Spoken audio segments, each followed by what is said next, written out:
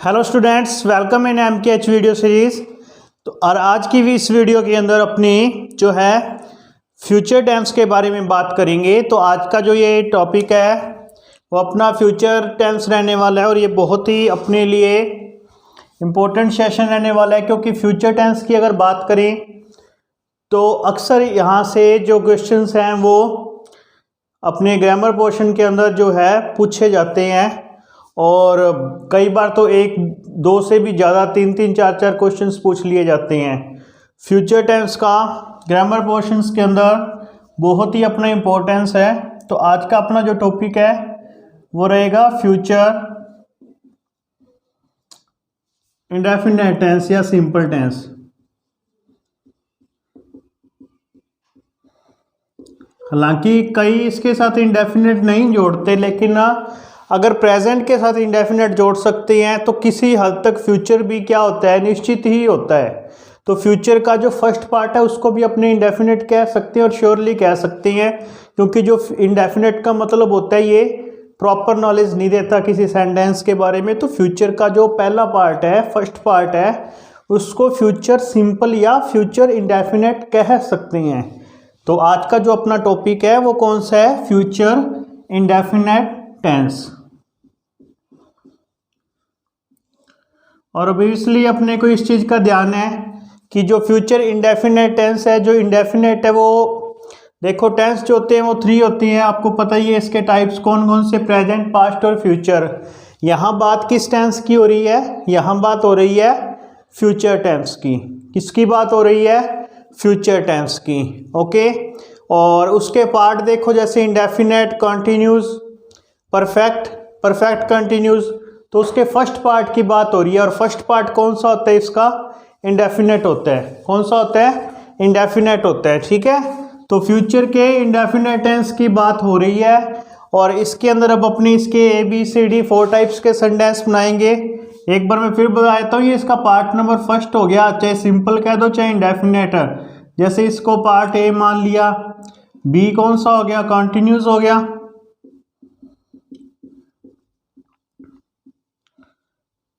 C कौन सा हो गया? परफेक्ट हो गया,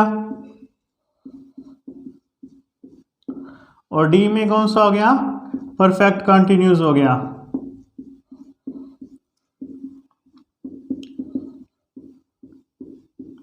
तो अपने यहाँ जो बात कर रहे हैं इसकी इंडेफिनिट की, तो कहने का मतलब टेंस का तो टाइप नंबर 3 पढ़ रहे हैं अपने, कौन सा? Future tense. और इसका पार्ट कौन सा पढ़ रहे हैं? ए वाला कौन सा? Indefinite tense. ये बाद में करेंगे। अपने फिलहाल किसकी बात कर रहे हैं? इंडेफिनिट की बात कर रहे हैं, चाहे इसको सिंपल कह दो। ठीक है।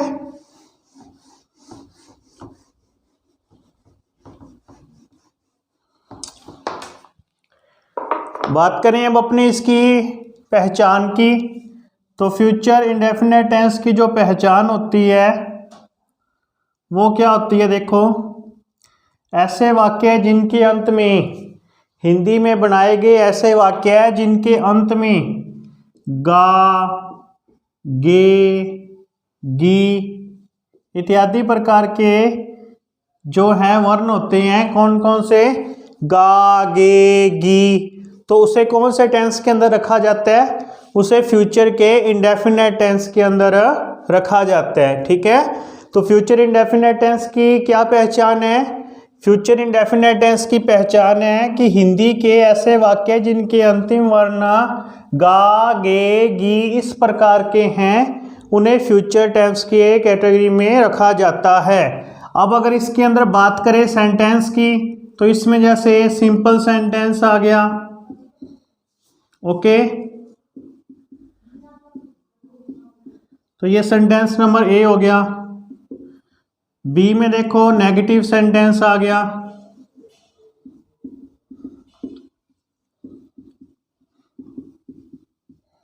C में कौन सा आ गया? इंटेरोगेटिव सेंटेंस आ गया।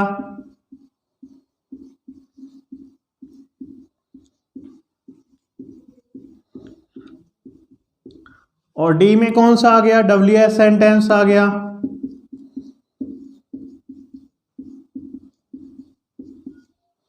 तो इस प्रकार से इसके 4 सेंटेंस बनते हैं: सिंपल, नेगेटिव, इंटेरोगेटिव और WH। पार्ट भी 4 होते हैं, इंडेफिनेट, कंटिन्यूस, परफेक्ट और परफेक्ट कंटिन्यूस। और टाइप कितने होते हैं टेंस के? 3 होते हैं। कौन से? Present, past and future. और यहाँ अपने किसकी बात कर रहे हैं? फ्यूचर की। फ्यूचर के किसके? इंडेफिनेट पार्ट की बात कर रहे हैं। तो उसमें ये 4 टाइप्स के सेंटेंस बनाएंगे। तो सबसे पहले अपने ये बनाएंगे, उसके बाद ये, फिर ये, फिर ये। इस प्रकार से ये अपने 4 कंप्लीट होंगे। ठीक है। अब बात करें इसके अंदर,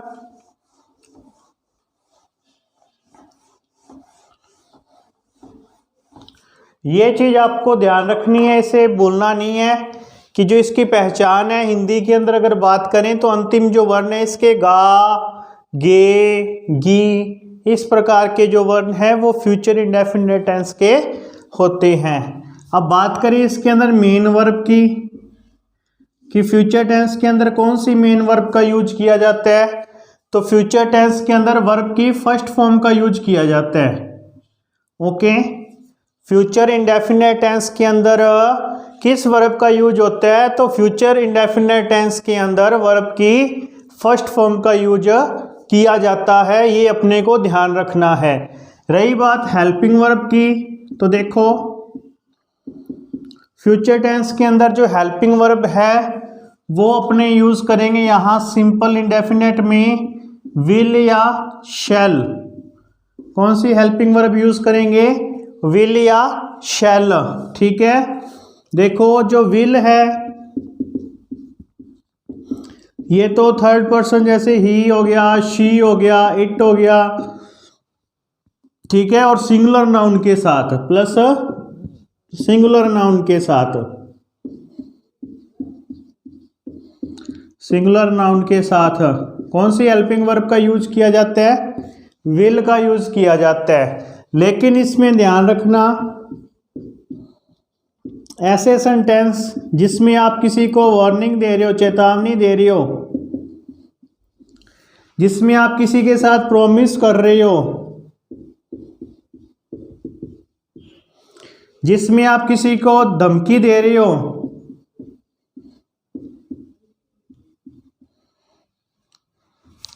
जिसमें आप किसी को चेतावनी दे रहे हो, चैलेंज कर रहे हो, धमकी दे रहे हो, प्रॉमिस कर रहे हो। ठीक है। और जिसमें आप कोई इच्छा जता रहे हो, तो ऐसे सेंटेंसेस में जो है किस हेल्पिंग वर्ब का यूज किया जाता है? विल का ही यूज किया जाता है। Otherwise will, he, she, it व कोई भी सिंगुलर नाउन है उसके साथ किसका यूज करते हैं? विल का यूज करते हैं। और रही बात शैल की, तो शैल का यूज होता है आई के साथ। ठीक है। आई के साथ, वी के साथ। ओके। और इसमें दे और जोड़ लेना आप। दे के साथ भी मॉडर्न ग्रामर के अंदर विल ही यूज किया जाता है किसी भी कंडीशन में। ठीक है। और युग में भी ही, शी, इट, ये थर्ड पर्सन के रूप में हो गया, दे हो गया, यू हो गया। और अदरवाइज कोई भी सिंगुलर नाउन है, उसके अलावा कोई वार्निंग में, कोई प्रॉमिस के अंदर, थ्रेटन में, और आप विश कर रहे हो तो भी विल यूज करोगे। ठीक है। और अगर फिर अदरवाइज देखा जाए तो आई और वी वह प्लूरल नाउन, वह कोई भी प्लूरल नाउन, उसके साथ किसका यूज करेंगे? शैल का यूज करेंगे। ये चीज थोड़ी ध्यान देनी है आपने। फ्यूचर इंडेफिनेट टेंस में मेन वर्ब का तो कोई मसला नहीं है, यहाँ पे तो फर्स्ट फॉर्म का यूज होगा। हेल्पिंग वर्ब में विल और शैल दोनों का यूज किया जाता है। लेकिन जो विल है वो ही, शी, इट, दे, यू, दे के साथ शैल आप कहीं देखोगे, लेकिन दे के साथ मॉडर्न इंग्लिश में अकॉर्डिंग टू RCA अपने किसको जोड़ेंगे? विल जोड़ेंगे। और ये 100% श्योर है, इसमें कोई डाउट वाली बात नहीं है। ठीक है। यू के साथ भी आप अगर correct form of the verb की बात करें तो विल ही जोड़ोगे, शैल नहीं जोड़ोगे।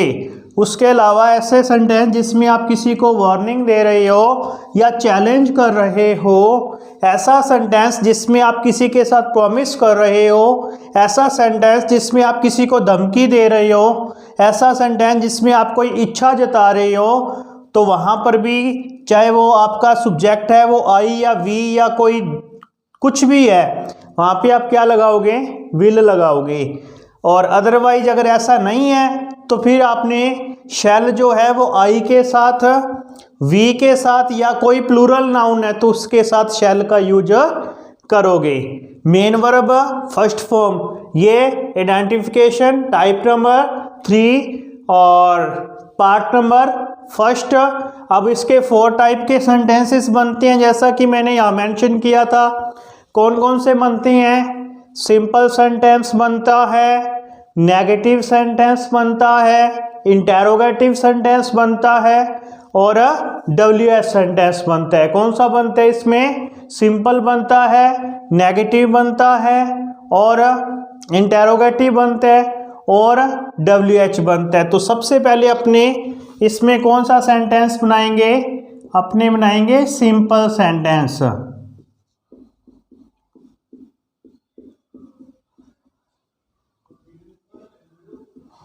ठीक है, सिंपल सेंटेंस की बात करें तो सबसे पहले सब्जेक्ट आएगा, सब्जेक्ट के साथ विल या शैल का यूज होगा।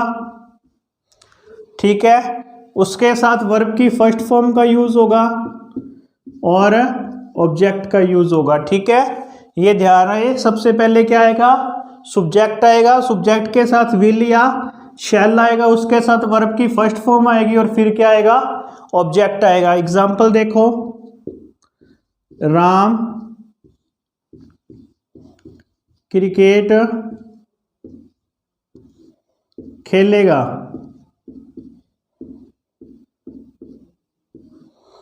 राम क्रिकेट खेलेगा। देखो ये अंतिम वर्ण क्या है? गा। तो ये किसका है? फ्यूचर इंडेफिनेट का है। और ये सेंटेंस कौन सा है? सिंपल है। ये राम इसमें क्या है? सब्जेक्ट है। क्रिकेट इसमें क्या है? ऑब्जेक्ट है। और ये खेलेगा इसमें क्या है? वर्ब है। तो सबसे पहले क्या आएगा? सब्जेक्ट। तो सब्जेक्ट क्या अपना? राम। अब राम के साथ विल या शैल में से एक हेल्पिंग वर्ब लगाएंगे और ये विल और शैल लिखा हुआ है तो सिंगुलर नाउन के साथ कौन सी हेल्पिंग वर्ब लगेगी? विल। राम अपने आप में क्या है? सिंगुलर है, तो इसके साथ में विल लगाऊंगा। उसके बाद वर्ब की फर्स्ट फॉर्म खेलना, तो खेलने को क्या बोलते हैं फर्स्ट फॉर्म में? प्ले। क्या बोलते हैं? प्ले। Ram will play. फिर ऑब्जेक्ट, ऑब्जेक्ट अपना क्या है? क्रिकेट। तो यहाँ क्या आ गया? क्रिकेट आ गया। Ram will play cricket. Clear है? सबसे पहले क्या आएगा? सब्जेक्ट आएगा, सब्जेक्ट के साथ विल या शैल आएगा, उसके बाद वर्ब की फर्स्ट फॉर्म आएगी और फिर क्या आएगा? ऑब्जेक्ट आएगा। तो राम, राम सिंगुलर है इसलिए हेल्पिंग वर्ब दोनों में से कौन सी ली? विल।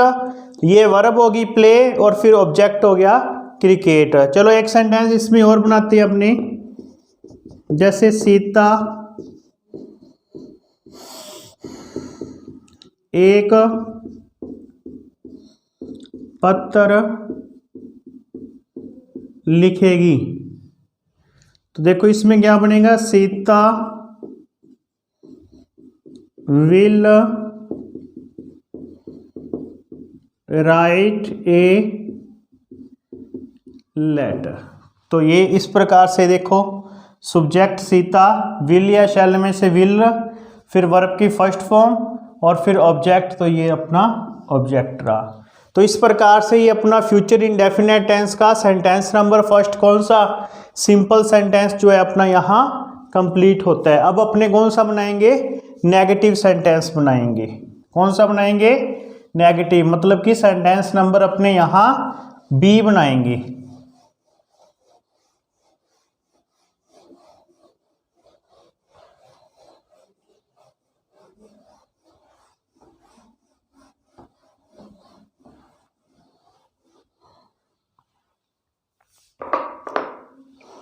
देखो सेंटेंस नंबर अपने यहाँ बी बना रहे हैं और ये कौन सा होगा?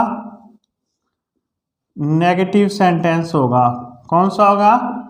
नेगेटिव सेंटेंस होगा। नेगेटिव सेंटेंस के अंदर देखो, इसके फॉर्मूले में सबसे पहले सब्जेक्ट आएगा, सब्जेक्ट के बाद विल या शैल आएगा, प्लस नॉट आएगा, प्लस वर्ब की फर्स्ट फॉर्म आएगी, प्लस ऑब्जेक्ट आएगा। ठीक है, ये ध्यान देना, विल या शैल हेल्पिंग वर्ब के बाद और वर्ब से पहले नोट आता है इसमें, किसमें, नेगेटिव के अंदर। किसके नेगेटिव के अंदर, फ्यूचर इंडेफिनिट टेंस के। सब्जेक्ट प्लस विल या shall plus not plus verb की फर्स्ट फॉर्म और फिर ऑब्जेक्ट। तो इसका एग्जांपल बनेगा जैसे राम खाना नहीं खाएगा। देखो ये अंतिम वर्ण क्या था, गा, ये देखो ये रहा गा। तो इससे अपने को पता चला कि ये फ्यूचर का इंडेफिनिट टेंस है। तो सबसे पहले सब्जेक्ट, सब्जेक्ट क्या है, राम, तो राम अपने यहां लगा दिया।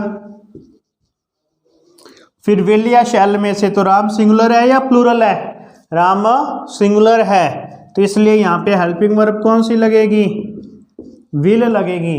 ठीक है, राम विल, फिर नॉट आएगा,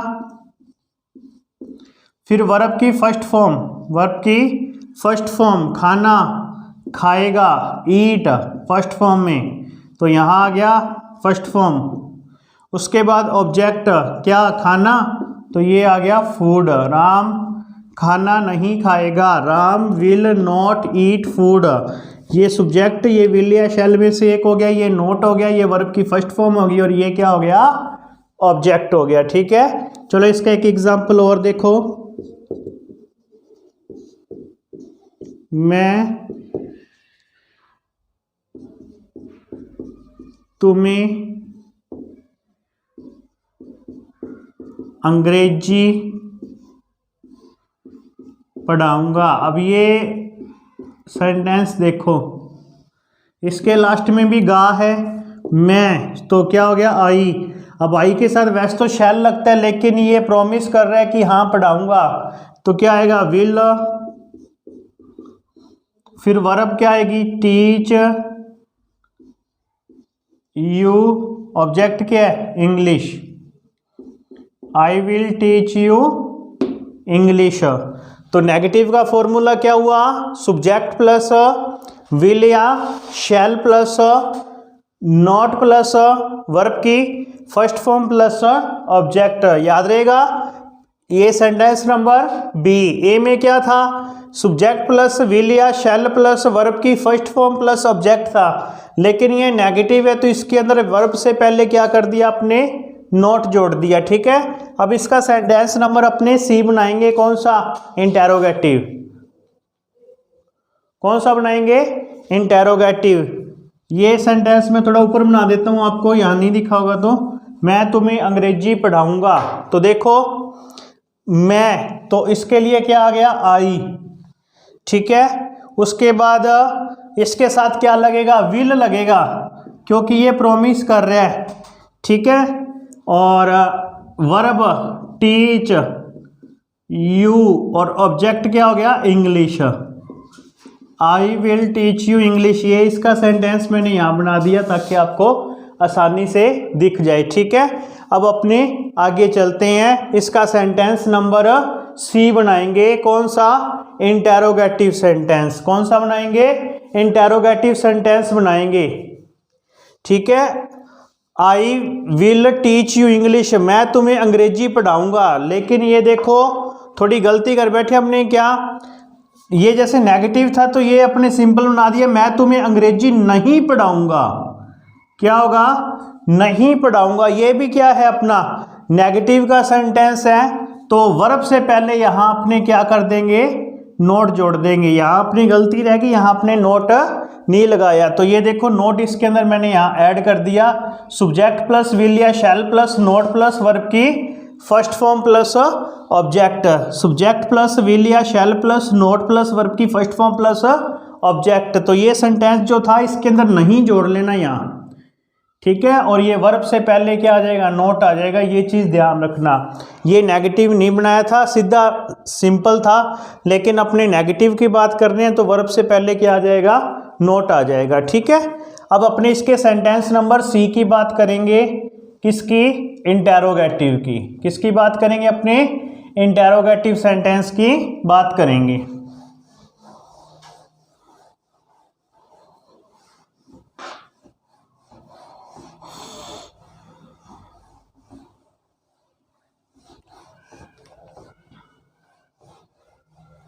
ये पहचान में थोड़ी ऊपर लिख देता हूँ ताकि अपना सेंटेंस जो है वो ऊपर साफ साफ दिखे अपने को।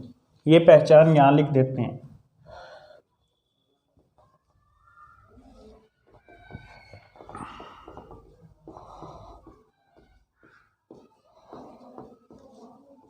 अब अपने सेंटेंस नंबर इसमें कौन सा बनाएंगे, सी, और सी में कौन सा आ जाएगा, इंटेरोगेटिव सेंटेंस। कौन सा आ जाएगा, इंटेरोगेटिव सेंटेंस। इंटेरोगेटिव सेंटेंस की बात अपने अब यहाँ करेंगे। जो हमारा सेंटेंस नंबर सी, मतलब कि सेंटेंस नंबर 3 रहने वाला है। इंटेरोगेटिव सेंटेंस को बोलते हैं प्रश्नात्मक वाक्य। कौन सा, प्रश्नात्मक वाक्य, जिसके लास्ट में क्या होता है, क्वेश्चन मार्क होता है। ठीक है, उस सेंटेंस की बात करेंगे। तो इसके अंदर फॉर्मूले में देखो, सबसे पहले विल या shall plus subject plus verb की first form plus object plus question mark. Okay, इसका सेंटेंस देखो, क्या राम खाना खाएगा। देखो स्टार्टिंग के अंदर क्या है ना, और अंत में क्वेश्चन मार्क है। और इंटेरोगेटिव के पहचान होती है क्या, कि इंटेरोगेटिव जो सेंटेंस होता है वो हमेशा हेल्पिंग वर्ब से शुरू होता है। इंटेरोगेटिव सेंटेंस हमेशा हेल्पिंग वर्ब से शुरू होता है। तो देखो राम है, राम के साथ हेल्पिंग तो वर्ब के तौर पर मैं क्या रखूंगा, यहाँ पे विल रखूंगा या शैल रखूंगा। तो राम के साथ विल लगेगा। क्या लगेगा, विल लगेगा, क्योंकि राम जो है वो अपने आप में क्या है, सिंगुलर नाउन है। तो ये देखो क्या सेंटेंस बनेगा, विल फिर सब्जेक्ट राम, फिर वर्ब की फर्स्ट फॉर्म खाएगा ईट, फिर ऑब्जेक्ट फूड, और फिर question mark. Will Ram eat food, will या shall plus subject plus verb की first form plus object plus question mark. According to structure इस राइट सेंटेंस। ठीक है। अगर बात करें इसकी एग्जांपल नंबर 2 की, क्या सीता एक पत्र लिखेगी, क्वेश्चन मार्क। तो ये क्या बनेगा, सीता भी सिंगुलर है, विल सीता लिखना, फर्स्ट फॉर्म में write a object letter, question mark. तो बात समझ आई। तो इंटेरोगेटिव के अंदर अपने क्या फॉर्मूला ध्यान में रखना है, सेंटेंस नंबर सी होता है इंटेरोगेटिव, विल या शैल। ओके, विल या shall plus subject plus verb की फर्स्ट फॉर्म प्लस ऑब्जेक्ट। क्या राम खाना खाएगा, विल राम ईट फूड, और लास्ट में क्या आएगा, क्वेश्चन मार्क आएगा। ठीक है। Will Sita write a letter, क्या सीता एक पत्र लिखेगी, क्या सीता एक पत्र लिखेगी। ठीक है। तो इस प्रकार से अपना ये सेंटेंस यहाँ कंप्लीट होता है। अब अपने इसके सेंटेंस नंबर डी की बात करेंगे।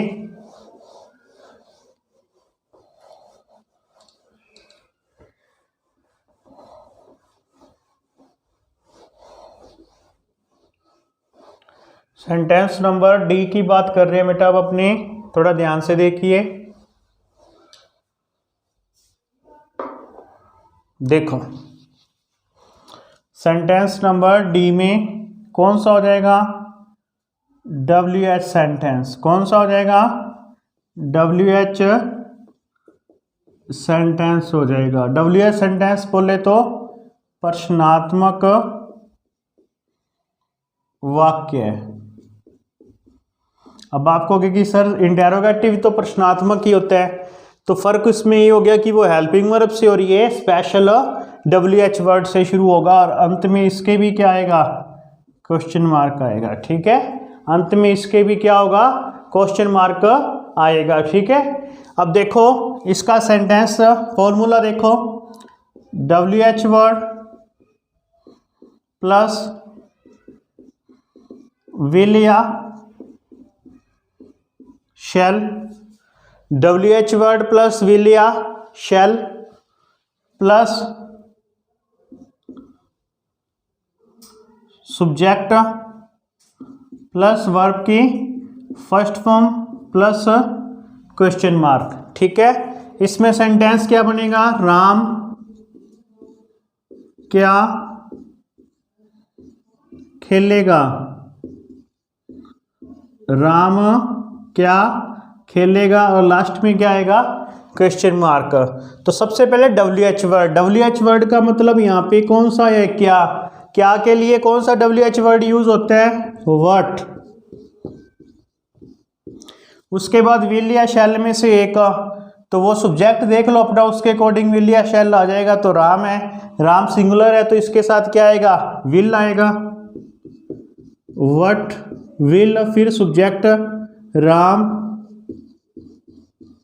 फिर वर्ब तो खेलना प्ले, और फिर क्वेश्चन मार्क। तो क्या बना, what will Ram play. According to structure भी राइट है ना, ये WH वर्ड की जगह WH वर्ड विल या शैल में से एक, तो will subject Ram first form play और क्वेश्चन मार्क। क्लियर है। चलो एक सेंटेंस और देख लेते हैं, सीता कहाँ जाएगी। ठीक है, तो देखो गी पहचान है ना, गा गे गी किसकी है, ये फ्यूचर के इंडेफिनेट टेंस की है। तो देखो इसमें भी क्या आएगा, अब देखो WH वर्ड है सबसे पहले कहाँ, कहाँ के लिए मैंने आपको कौन सा WH वर्ड बताया हुआ है, वेयर। कौन सा, वेयर। तो क्या आएगा, वेयर। उसके बाद विल या शैल में से एक, तो सब्जेक्ट के अकॉर्डिंग सब्जेक्ट क्या है, सीता। तो सीता सिंगुलर है तो अपनी हेल्पिंग वर्ब क्या आएगी, विल, वेयर विल।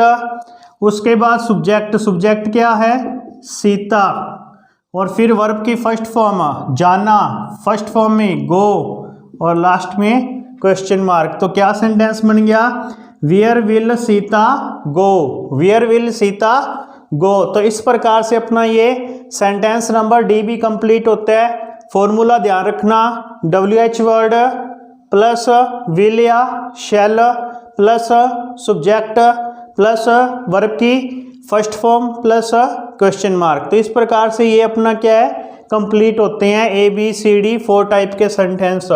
तो चारों की एक बार अपने स्ट्रक्चर की रिवाइज कर लेते हैं कि ये जो 4 स्ट्रक्चर अपने किए हैं इसमें क्या है, और फिर इसके आगे अपने बढ़ेंगे।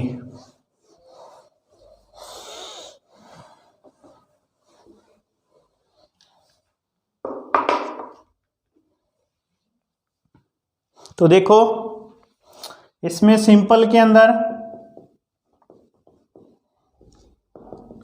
सब्जेक्ट था प्लस विल या शैल प्लस वर्ब की first form plus object. Negative में सब्जेक्ट प्लस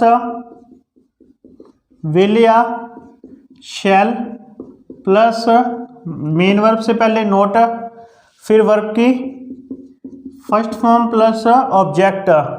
बात करें इंटेरोगेटिव में, तो इंटेरोगेटिव में सबसे पहले विल या shall plus subject plus verb की first form plus object plus question mark. अब बात करें WH वर्ड की, तो WH वर्ड में सबसे पहले WH वर्ड प्लस विल या shall plus subject plus verb की first form plus question mark. Okay, अब बात करती हैं इसकी एडवर्ब की, जिसके बेस पर अपने क्या correct form of the verb को फिल करेंगे। तो अगर बात करें एडवर्ब की तो फ्यूचर इंडेफिनेट टेंस के अंदर अपने को correct form of the verb fill करने के लिए आ जाए। ओके, किसमें फ्यूचर के इंडेफिनेट टेंस के अंदर अपने को correct form of the verb fill करने के लिए आ जाए तो ये 4 स्ट्रक्चर बेटा अपने को याद रखनी है।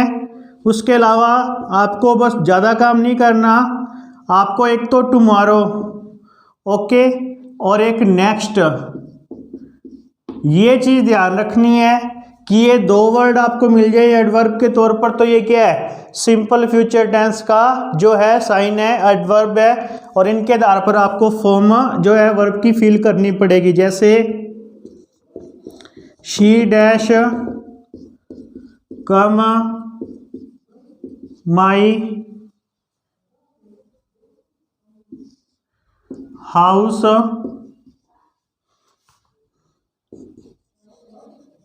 टुमारो। तो देखो टुमारो से पता चला कि एडवर्ब है किसकी, सिंपल फ्यूचर की, और सेंटेंस सिंपल है तो सेंटेंस सिंपल का फॉर्मूला विल या शैल प्लस वर्ब की फर्स्ट फॉर्म। शी के साथ कौन सी हेल्पिंग वर्ब लगेगी, विल, और फर्स्ट फॉर्म कम ये दी हुई है, इसमें कोई अपने को चेंज करना ही नहीं है। ठीक है, तो tomorrow, next day, next month, next session, okay, upcoming day, तो ये सभी में क्या है नेक्स्ट के अंदर ही माना जाता है। नेक्स्ट प्लस आप टाइम लिख सकते हो। ठीक है, तो ये किसके अंदर आते हैं, फ्यूचर के सिंपल के अंदर आते हैं। ठीक है, एक तो इसकी ये शर्त है। एक आपको इस एडवर्ब के अलावा एक चीज आपको और बता देता हूं जिसमें भी फ्यूचर सिंपल का यूज किया जाएगा। देखो अगर आपको प्रेजेंट इंडेफिनेट टेंस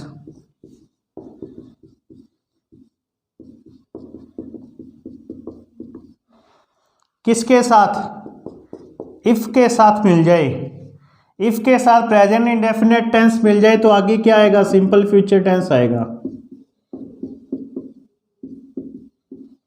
जैसे इफ, देखो इफ आ गया ना, उसके बाद present indefinite you come my house, उसके बाद देखो ये तो प्रेजेंट इंडेफिनेट हो गया, प्लस आगे simple future I will teach you. तो ध्यान रहे कि प्रेजेंट इंडेफिनेट से पहले इफ दिया है तो उसके बाद क्या आएगा, सिंपल फ्यूचर टेंस आएगा। इसका उल्टा भी हो सकता है। ठीक है, इसका क्या है, उल्टा भी हो सकता है। वो कैसे, देखो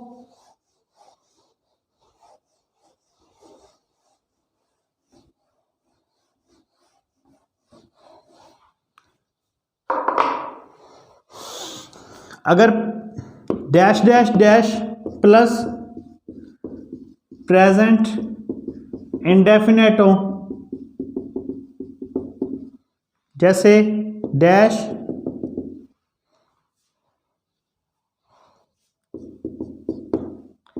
if you invite me I dash help, इस प्रकार का सेंटेंस हो, पहले आई से स्टार्ट है या किसी से भी है, बाद में if plus simple future tense दे रखा है, सॉरी सिंपल प्रेजेंट टेंस दे रखा है, इंडेफिनेट टेंस दे रखा है, तो आप यहाँ सिंपल फ्यूचर बनाओगे। तो ये प्रोमिस वाला सेंटेंस है विल हेल्प।